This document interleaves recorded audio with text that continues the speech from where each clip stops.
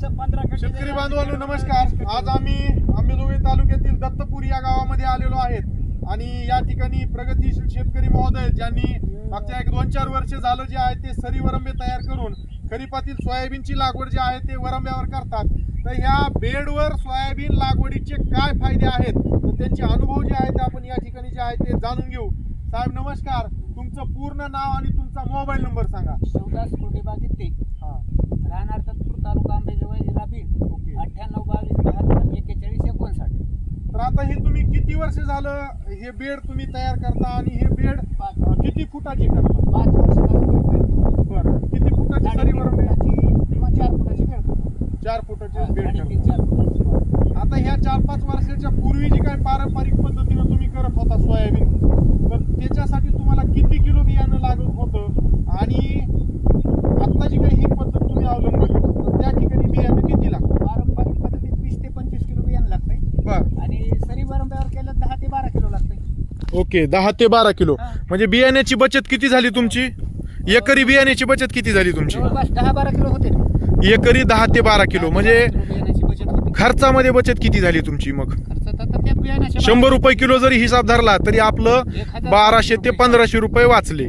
तर मला सांगा, हे एवढं बियाणं आता तुमचं कमी पडलं तर उत्पादनामध्ये काही घट झाली असेल तुमची? घट होत नाही।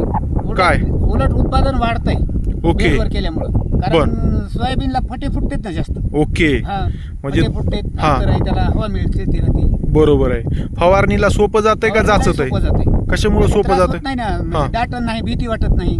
हा, पाणी समजा पावसाचा खंड पडला, स्प्रिंकलरनं पाणी द्यायचं तर देता येते? नाही, पाणी नाही आपल्याकडे, त्याच्यामुळे पाणी देत नाहीत आपण। हा, पाणी नाही। मग पाणी कसलंच नसताना सुद्धा तुम्ही बेडवर लागवड केली तर खरीपामध्ये त्या बेडनं जे काही शोषून घेतलेलं पाणी आहे त्याचा काही फायदा होतोय का नाही? हा, फायदा होणार ना। आता ह्या मागच्या 5 वर्षात कधी ऐन घटीमिटीत म्हणजे फुलं लागवायच्या अवस्थेमध्ये पावसाचे मोठे खंड पडले होते का नाही? हो, कसं डोंगरात बी आपली काही जमीन आहे, हो, तर बेडवर जर सोयाबीन केलं तर तिथं सोयाबीन वाळतच नाही। वाळत नाही ना? बेडवर केलं आणि जिथं बेडवर नाही हा, तिथे सोयाबीनला काही लागत सुकायला चालू हा. होते। ओके, असं होते।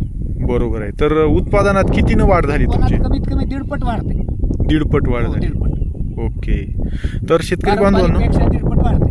ओके, तर शेतकरी बांधवांनो, हा अनुभव जे आहे ते ह्या शेतकरी महोदयांनी जो आहे तो त्यांचा शेअर केला आहे आणि या ठिकाणी बरेचसे इतरही शेतकरी जे आहे ते आहेत ज्यांचा हा अशा पद्धतीचा अनुभव आहे। तर निश्चित नानाजी देशमुख कृषी संजीवनी प्रकल्पाअंतर्गत आपण सुद्धा जसं ह्या शेतकरी महोदयांनी त्यांचे अनुभव व्यक्त केलेत तर त्या पद्धतीनं बेड तयार करून जे आहे ते टोकन यंत्राच्या सहाय्यानं जे आहे ते आपण त्याची लागवड या ठिकाणी करू शकता। ह्याच्यासाठी कृषी विभागाचं 40% अनुदान सुद्धा आहे।